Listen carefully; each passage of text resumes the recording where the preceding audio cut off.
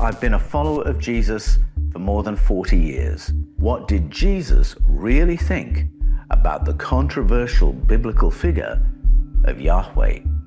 Jesus never used the word Yahweh anywhere in his teachings. When Jesus talked about God, he used the Greek word theos, which people understood to mean the creator, the source of the cosmos and everything in it. And in fact, the Apostle Paul gives that as the Christian definition of theos in the book of Acts. So Jesus refers to God as theos. He also refers to him as the Father. And in his famous prayer, he says, Pater hemon ho en tois uranois. Father, the one in the skies, the one in the heavens, just to distinguish from any other potential father. So we've got theos, pater, and then he addresses pater as Abba, which is a word that could mean daddy or dad, or could mean sir. That's the language that Jesus uses. Now, some might say, well, he quotes Yahwist texts, and yes, he does, but almost every time he does that, he does it to find a prophetic meaning or an esoteric meaning. He almost never goes to the Yahwist texts for their plain meanings, and he distances himself from Yahwist law. All the gospel writers present Jesus as a successor to Moses and a replacement of Moses, and Jesus's laws as a replacement of the Yahwist laws. So Jesus says, you've heard it said, but I say this. He also distances himself from some of the Yahwist stories. He doesn't use the word Yahweh, he uses other language. He doesn't endorse the Yahweh stories.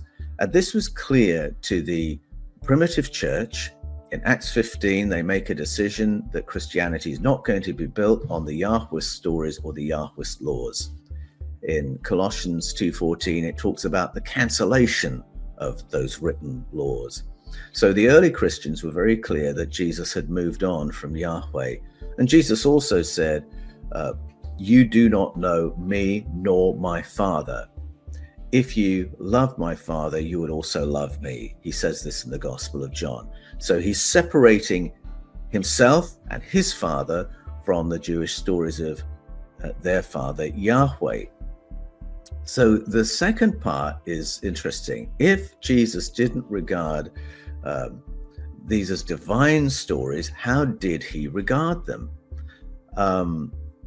In the early church, we had church fathers who sought to teach the church to read the scriptures the way Jesus read them.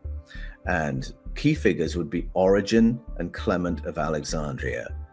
And so when they went to the Yahweh stories and the Elohim stories, they didn't regard them as God's stories.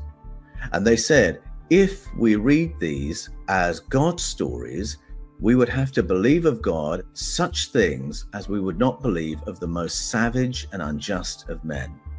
They also identified that there was some other kind of entity washing around in those texts, which they called the craftsman or the demiurge. And this is language from Greek culture. And they never quite say what they think this being is, except it's very powerful enough to do terraforming.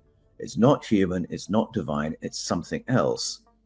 Now, we might have other language for that kind of being. We have the language of alien or extraterrestrial or interdimensional. They didn't have that language. They talked about the demiurgos, the craftsman. And when they gave that teaching, they believed they were being true to Jesus's handling of those texts. Now, Paul knew Plato, knew Greek thought like the back of his hand. And again, Origen, Clement of Alexandria believed they were continuing in Paul's tradition. Origen encouraged people not to read the plain meaning because that would be monstrous. Clement of Alexandria did the same. And the school of interpretation that resulted from that is often called the Alexandrian school. And it's the mainstream approach to interpretation, to hermeneutics in the Eastern Orthodox Church. And it's built on the idea that you can't take those stories at face value as God stories.